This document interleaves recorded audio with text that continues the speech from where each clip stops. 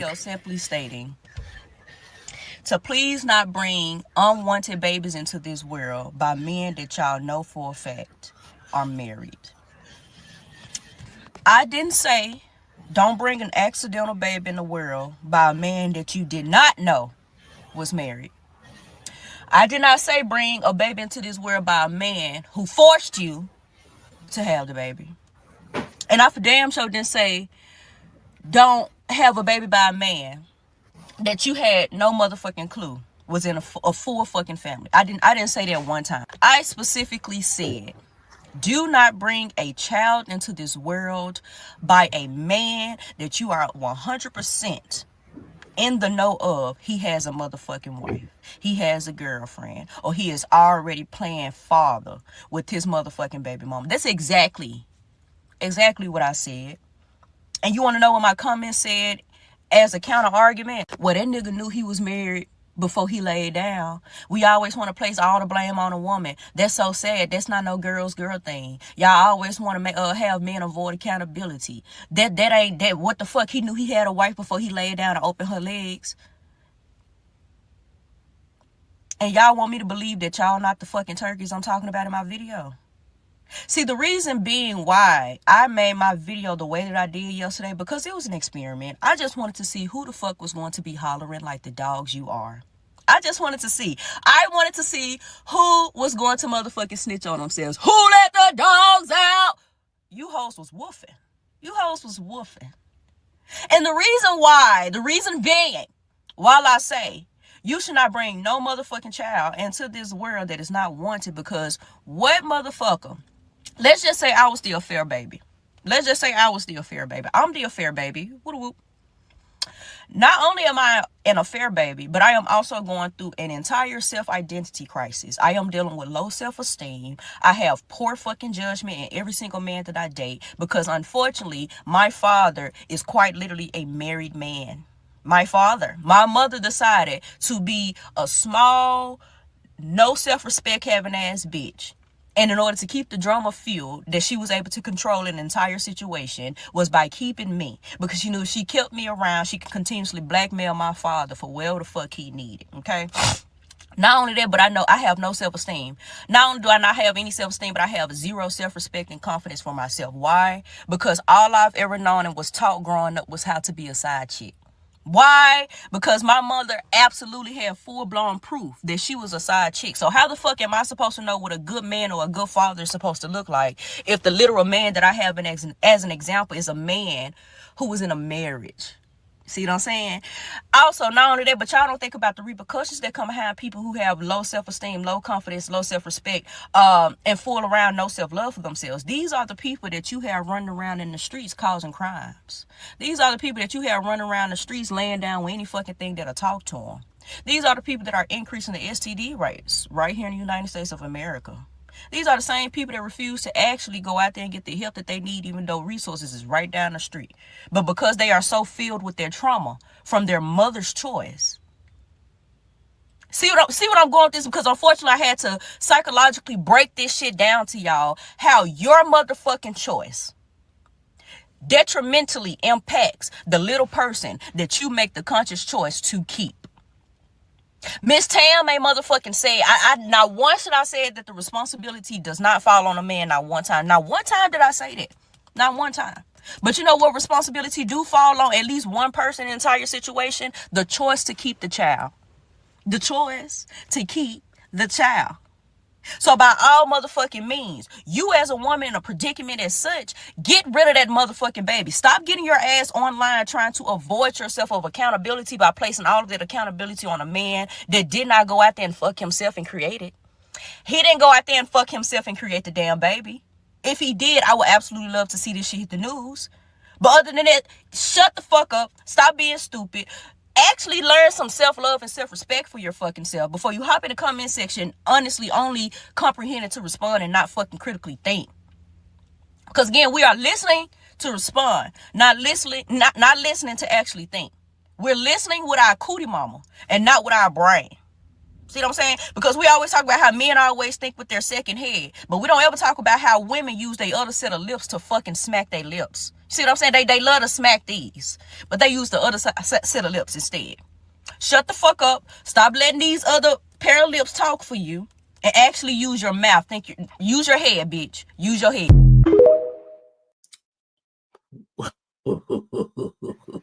Goodness gracious. Hey, look, you've been following my content for a long time. Mm-hmm. She said a few things in there that I have been saying. Oh, yes, absolutely. I wrote a lot of this down. You know, one of your main statements is you always say if women say that all men cheat, that means that all women are side chicks. You know what I mean? When you drop that load on them, that's another form of accountability. Like, oh man, it's the truth. You know what I mean? Now, she said married man's baby. A lot of women, they want to act like a lady and think like a man. Okay, I'm waiting to give them 90 days. I'm waiting to give them 90 days. And in this 90 days, their children also meet the people that they're entertaining. You know, they bring every person that they're entertaining, every person that they're thinking about entertaining around their children to make an impact, you know? Yep. And these children are born. One thing about women that we have to fail to realize, we are more competitive than men with sports. And we know men in sports are very competitive. But Black women, can't speak for nobody else, got to speak for my skin and the skin I'm in and my experience. Black women are some of the most competitive women when it comes to getting a man.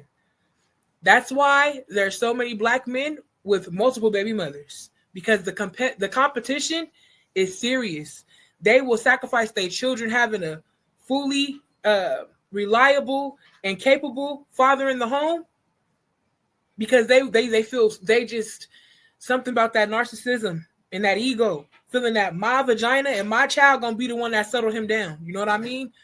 Not listening to the other baby mamas inboxing them saying, hey, he's trouble. They don't want to hear that. They blinded, because I'm gonna win. I'm gonna get him to do right.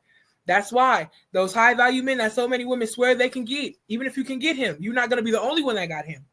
It's a reality check, and it has nothing to do with the fact that you're not beautiful or you're not bad or you're a beautiful woman. You know, inside and out, it has everything to do with his choices. So if you're gonna pursue a married man, not saying that married men don't pursue, but like I said, women love a challenge. That's why women can tell you, oh, I got so many married men in my DMs. I hear that all the time. They love a challenge. Ain't no sisterhood. Because if your married man have something that they want financially, even looks wise, DNA wise, it's a go. It's a go. Everything I think that Black women don't understand. We talked about the mortality rate last week, but everything that you feel in your pregnancy, your child will feel in the womb. Your sadness and your depression and your despair and your desperation is gonna go to your child. So what do you think is cultivating in your womb? A desperate, low self-esteem, low-level child. Then y'all wonder why it's a whole bunch of mental health. Why your child have colic, can't sleep at night. Why your baby, you know what I mean? Hollering and screaming and jittery. And when they hear loud noises, they're you know what I mean? Like they're nervous. PTSD. You creating PTSD. You creating all this trauma in the womb before they even come into the world. A lot of Black children didn't have a chance from the beginning. When seed met egg, when sperm met egg, you know what I mean? A lot of Black babies didn't have a chance from then. And it's repercussions, because a lot of Black moms, they still get away with it, because when your grown children grow up and they have questions for you, you don't want to hear, you don't want no resistance from your children.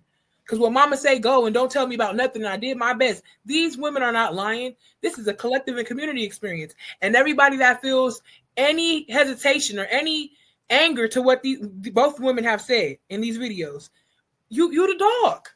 You're the dog. Simple. Man, look. You know, some of the things I say, like I've said women have no code, right? I've been referencing that. And some of the characteristics that are associated with the behavior of women that have no code is that women will compete with each other to get impregnated by the worst men. They will make a baby with the wrong man before they make a sandwich for the right one. Come on, facts. And then blame the sandwich. Come on, man. Come on. You gotta talk about it. It's the truth.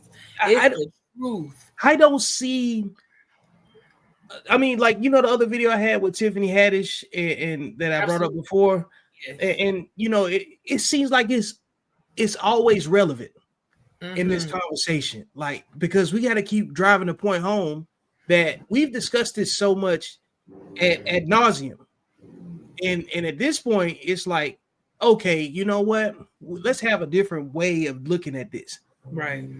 If it's such a conversation and it still makes no sense, and then it still ends up in finger pointing, and you did this and you did that. Let's just nix all of it. Just say all of y'all got a mental illness. Right. Let's just call it that. Like, let's put all of y'all on that side. That's why I say you got sexually disciplined people and sexually undisciplined people. And then you got the people that are born from that, you know? And then you heard everything that she described that right. She had to overcome because of the way that she was conceived and the way that and the lack of nurturing associated with her, you know, journey to adulthood. She telling you she ain't got no self-esteem. That right. And the irony of it, it takes confidence to say what you don't have. But because she hasn't had it, she's only been living in a transactional state.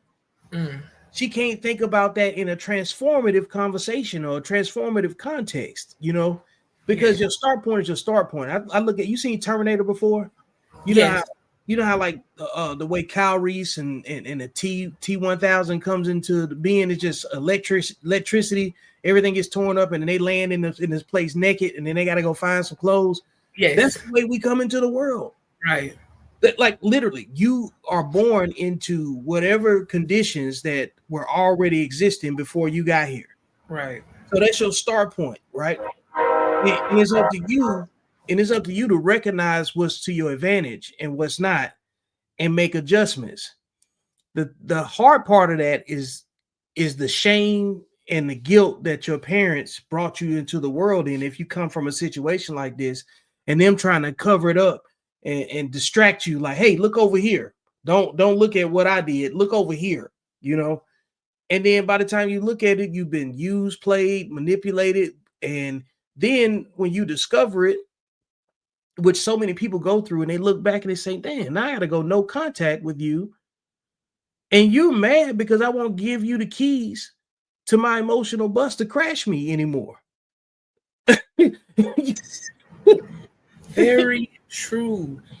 They be mad because they won't let you abuse them again. And then and this is why I drive this point so difficult, so committed in front of everybody. Because I'm telling men it ain't you. Now you got your own problems with your parents and your upbringing and stuff, but they affect you in the same way, but you behave differently than they do. You behave differently than your counterpart. You know what I'm saying? This hurts women in a different way than it hurts men, because eventually men are going to meet their maker. In some kind of way. They're gonna meet their maker. They're gonna meet the judicial system. There's an accountability for that. But women are living in a mental prison based on the expectations of the parents that raised them and the lies that they raised them with, the shame that they raised them with, and the guilt that they raised them with. Definitely. So you're gonna see a cycle of women that never trust each other. So what does that cycle look like in little girls? When they go to school with each other, they fight, they compete, bullying, fighting, absolutely competing, can't get along, yelling, screaming, no emotional regulation. Teacher tell them to do something, they falling out, throwing tantrums. Very stingy, very selfish, don't want to play fair. Bullying the boys too. It ain't just other little girls. Now in 2025, I have 9 black nephews. You know what I mean? 2 high school age, 1 middle school. No, 2 high school age, 2 middle school age. The rest in elementary, and then a couple babies. You know? Yeah. But my nephews have had altercations with young black girls. Where of course my nephews, they don't touch them because they was raised, you know. But we a family that say shit. You know I mean? Now you gotta be like, hey, look. You know, you gotta punch in the throat. 2 specific instances that I can remember, like yesterday, my nephew, the second nephew is going to be a senior. They're both going to be seniors, but my second nephew, when he was in middle school, he was like 12.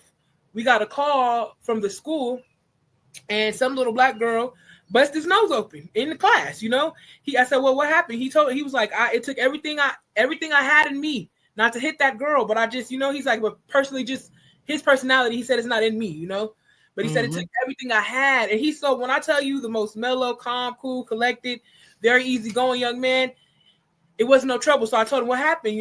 He said we was just bagging in class, everybody bagging. I told her, like, you could roast me all day. She was talking about his hair, nappy headed nigga. I'm being, throwing it out there. A little 12-year-old girl. That's how she's talking to a young black male, a little nappy headed nigga. So he said, okay, but when it's time for me to roast and talk about how she's unclean and how she don't do her hair and how she smells, you know what I mean? He said, then she want to fight. You know what I mean? He said, but it was all fair. It was fair. It was equality.